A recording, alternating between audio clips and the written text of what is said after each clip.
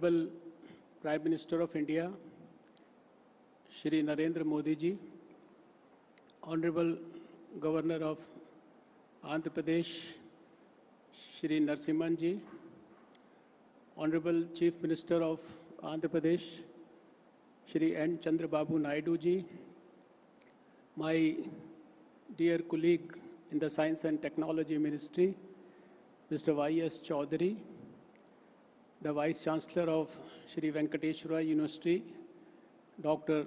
Damodran, the General President of the Indian Science Congress Association, Shri Narayan Rao ji, all the past presidents of Indian Science Congress Association, the executive and the council members, the Honorable Nobel laureates, all the distinguished scientists of the country, all the academicians, all the young researchers, students, friends from the media, and all the distinguished guests.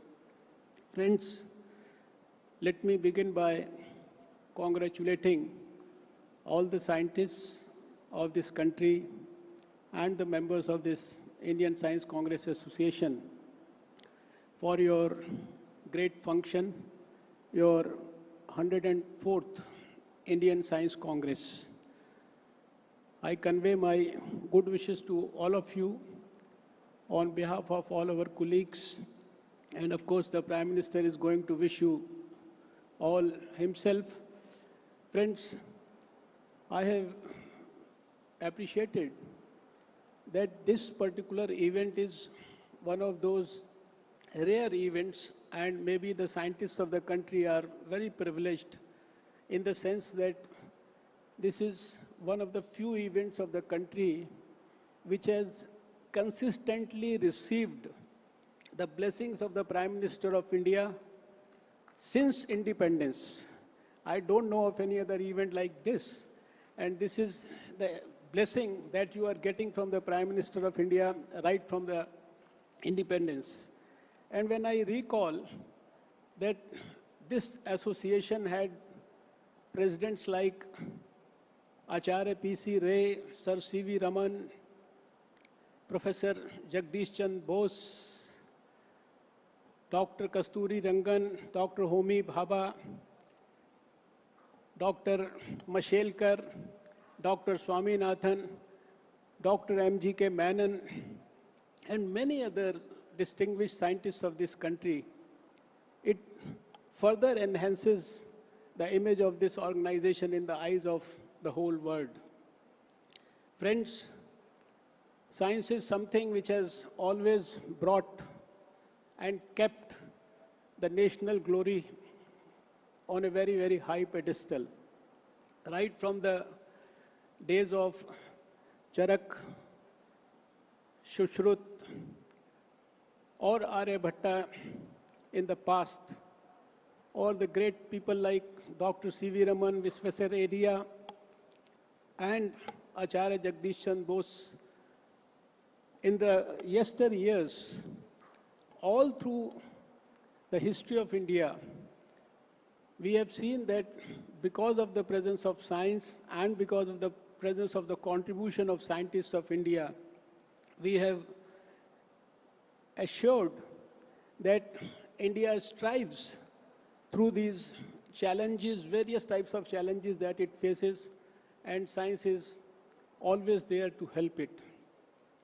Friends, fortunately, we have a Prime Minister at the moment who is, as I have been watching from close quarters, very, very passionate about science, and who is so thorough about the knowledge of science and its application for the benefit of common man of India, the poor of India, the farmers of India, and he knows much more than many of us how we can connect science to the people of India. Friends, I can tell you that our Prime Minister has given us a number of challenges to work for the problems related to water, food, energy, climate change, agriculture, cleaning of rivers, and many things like that. And I must congratulate the scientists of the country that they are doing extremely well, and they are trying to put their heart and soul into solving these problems. And it is not only these problems about which the Prime Minister is concerned. He keeps encouraging us to work about the fundamental issues of the origin of life and the nature of universe also. Friends, we all know that whether it is information technology or whether it is communication or whether it is biotechnology, these are all fruits of science. And there is hardly any sphere of life where science does not affect us or improves our lives in a positive manner. I feel so happy and satisfied that there is hardly any field which I can think of, whether it is drug discovery, whether it is the discovery of vaccines, whether it is the genomics related to humans, cattle, plants, or whether it is the precision medicine. In every field, our scientists have established accomplishments which are world class. You will be happy to know that in terms of weather forecasting, we have been able to develop global weather forecasting systems which are state of the art. And now we are in the process of forecasting with a 12-kilometer resolution and taking the benefits of this to the block levels in the whole country. And at the moment, we are helping 20 million farmers of this country with our agro-meteorological advisory services. Whether it is the high-tech science involving the space and the atomic energy, the Mars orbiter mission, or the AstroSat, or whatever you can think of in the field of satellite imaging, we are world class. And now people have started recognizing internationally also that in terms of the growth of research in India, under the leadership of our Prime Minister Narendra Modi, we have literally become the second best in the whole world. Our scientific publications are sixth, we are third in nanotechnology.